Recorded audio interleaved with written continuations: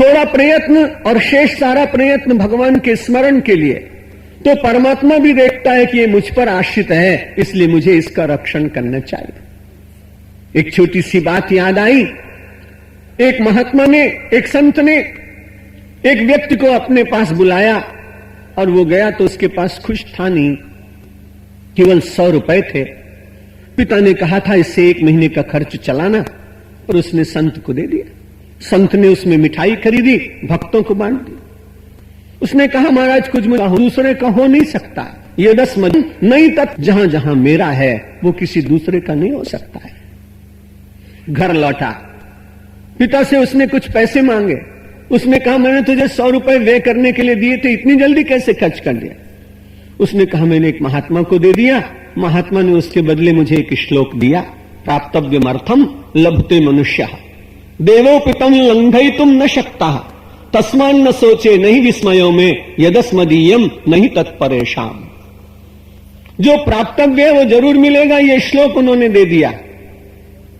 पिता रुपए बांटकर मिठाई खिलाने वाले का हमारे यहां कोई स्थान नहीं, चले जाओ। और जिस बाबा जी ने तुझे ये श्लोक दिया है वही अब तेरा रक्षण करेगा।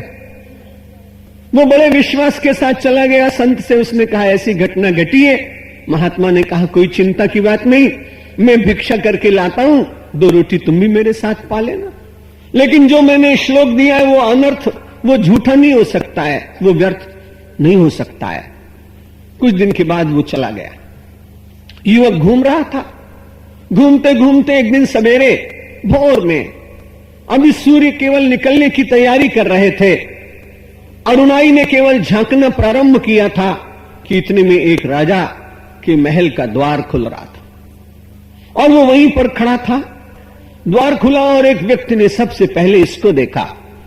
इसको देखते ही तुरंत उसने कहा चलो आपको राज सिंहासन पर बिठाया जाएगा। क्योंकि राजा कह गया था कि मेरे कोई संतान नहीं है और जब कल प्रातःकाल पहला व्यक्ति मिले तो उसे तुम राजा बना देना। यह व्यक्ति इतने दिन से घूम रहा था, इसको राज सिंहासन पर बिठा दिया गया। बात बिल्कुल समझ में आ गई। उस दिन संत ने कहा था जो तुम्हारा प्राप्तव्य है उसको कोई टाल नहीं सकता। बड़ी अच्छी तरह से राज्य में रहने लगा, संचालन करने लगा। प्रामाणिक व्यक्ति था, ईमानदार था, प्रजा बड़ी प्रसन्न रही। लेकिन उससे पूर्व के जो भ्रष्ट अधिकारी थे इस सज्जन को सहन न कर पाए। सज्जन को सहन करना आजकल के जमाने में बहुत कठिन हो गया है।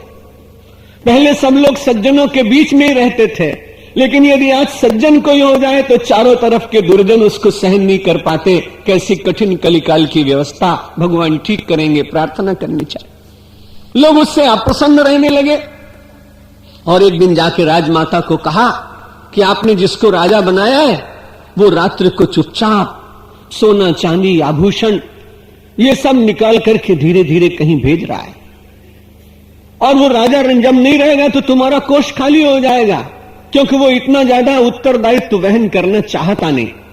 राजमाता को भ्रम हुआ। उसने दूसरे दिन कहा कि भले राजा लिख गए थे इतने दिन तक तुमने राज्य कर लिया, लेकिन मैं अब किसी दूसरे को राजगद्दी पर बिठाऊंगा। उसने कहा बड़े प्रेम से मैं जा रहा हूं। लेकिन फिर उन्होंने पूछा कि तुमने जरा भी प्रतिरोध नहीं किया, जाने के लिए तैयार हो गए। रात्रि में तुम क्या करते थे?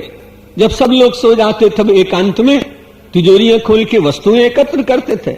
उसने कहा नहीं मां, मैं अपने पुराने वस्त्र पहन लेता था, पहनने के बाद प्रार्थना करता था कि हे भगवान मैं एक साधारण सा भिक्षुक था, तुमने मुझे राजा बना दिया, तुमने मुझे कोष दे दिया, तुमने मुझे ताज दे दिया, तुमने मुझे सिंहासन दे दिया, और मैं ये अपने पुराने कपड़े अपने पास रखे हूं। जब आप चाहें तब फिर मुझे राजा से हटा दीजिएगा, मैं इनको पहनकर फिर आपकी भक्ति करने लगूंगा। इसलिए मां मैं तो रोज इसी प्रकार से प्रार्थना करता था, मैंने कभी कोई रत्न वहां से हटाया नहीं, कुछ छुआ नहीं। राजमाता ने कहा अरे तुम इतने सज्जन और तुम्हारे प्रति मेरे मन में दुर्भाव जागा। अब मुझे ऐसा लगता है यदि तुम कहो तो राजा के स्थान पर किसी दूसरे को बिठाएं, लेकिन तुमको तो मैं अपने गुरु के स्थान पर बिठाना चाहती हूं। निर्माण मोहा, निर्माण मोहा जितसंग दोषा अध्यात्म नित्या विनिवृत्त कामाहा। भगवान श्री कृष्ण ने कहा कामनाओं के बीच में रहो पर उनसे थोड़ा थोड़ा विनिवृत्त होने का प्रयत्न करो।